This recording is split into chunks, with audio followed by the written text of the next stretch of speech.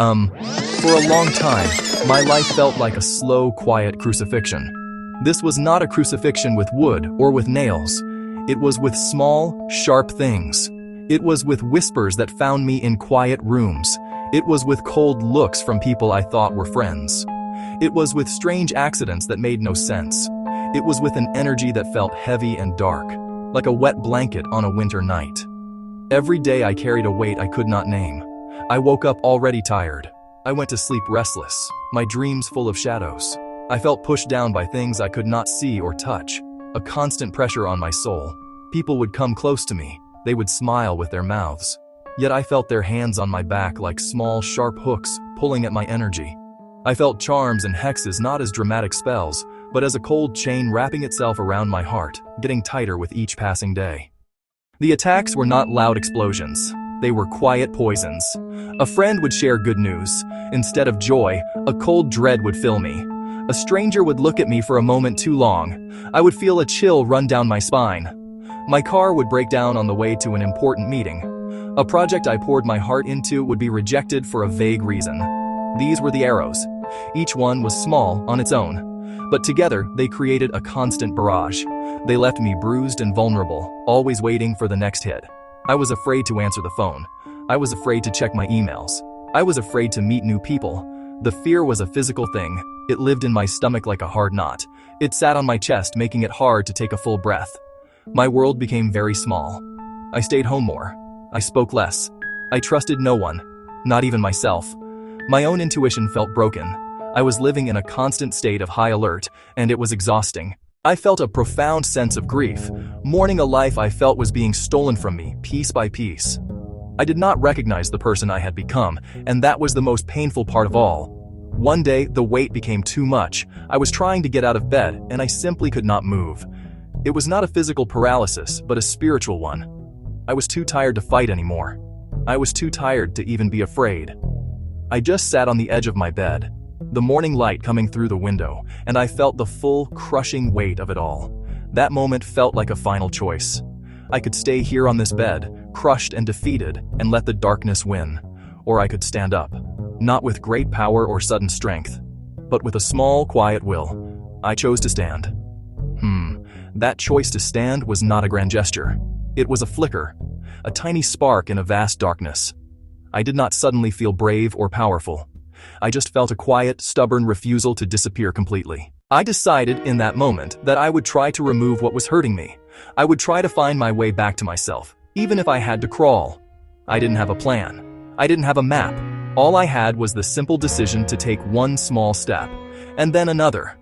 The very first thing I did was learn to name the pain. I gave it a form. I wrote it all down. And then I said the words out loud. This pain is not me. This darkness is not my heart. It is something that has attached itself to me. Naming it made the dark thing smaller. It gave it edges. It let the first crack of light touch it and show it for what it was. After naming it, I knew I had to make a clean place for myself. I started with one drawer. My home had started to feel like a tomb. I cleaned my whole room. I opened every window. The simple act of scrubbing felt like a ritual. It was a physical manifestation of my desire to cleanse my life, to create a space where light could live again. This wasn't about big, complicated rituals. I didn't know any. I just did small, honest acts that felt right. I lit a candle. I burned a small bundle of sage and watched the smoke rise. I washed my face with cool water, washing away the day's hurts. One of the most important steps was learning to speak my boundaries. For years, I had been a people pleaser, afraid to say no, afraid to disappoint anyone. I realized this open-door policy had let in a lot of pain, so I started small. I practiced saying, no, thank you. I spoke what I would not accept. Gossip, passive aggression, one-sided friendships. It was terrifying. My voice trembled. Some people left and it hurt, but the space did not feel empty. It felt clean, quiet. New people arrived who respected my boundaries. They met me at my new line. I learned that setting a boundary is not an act of aggression. It is an act of self-respect. It is building a safe garden for your soul. I also found immense power in prayer and quiet time. Each morning I would sit. At first I could not last a minute, but I kept trying. 1 minute became 2. 2 became 5. I watched my breath and asked, what is mine to carry, and what is not mine? The answer came like a slow, steady dawn. The more I breathed, the less the dark things weighed on me. It was like they needed my fear and attention to survive. When I withdrew attention and returned to my center, the attacks lost their power.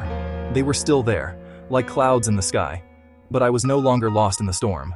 I was the sky, watching the clouds pass by. I found help in the words of others. I went to the library. I went to the bookstore. I let myself be drawn to books. I read stories of light in dark times, poetry of resilience, spiritual texts on forgiveness and inner peace. Their words were like lamps on a dark path. Music also became a powerful tool. Silence in the mornings, soft sound in the afternoons created a new kind of space inside me. Calm, safe, mine. I learned to change my thoughts. I see you. Then place one kind thought beside it. I am safe in this moment. I can try again tomorrow.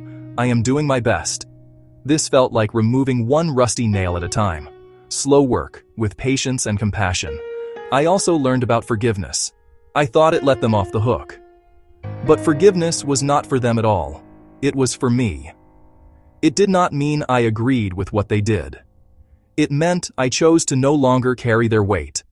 I let the hurt soften into a lesson. Over time, the attacks did not stop all at once, but now I had tools. Clean spaces, quiet times, clear boundaries, small sacred rituals, kinder thoughts. Together, they lit a path. My body eased, my sleep deepened. My work found a gentler rhythm.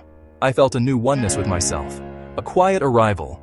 Name your pain, clean your personal space, speak your truth, simply breathe. It loses its grip. We take our power back by turning on our own light, one small lamp at a time. From the place of a slow crucifixion, you can find your own crown of calm. You can find oneness with yourself again.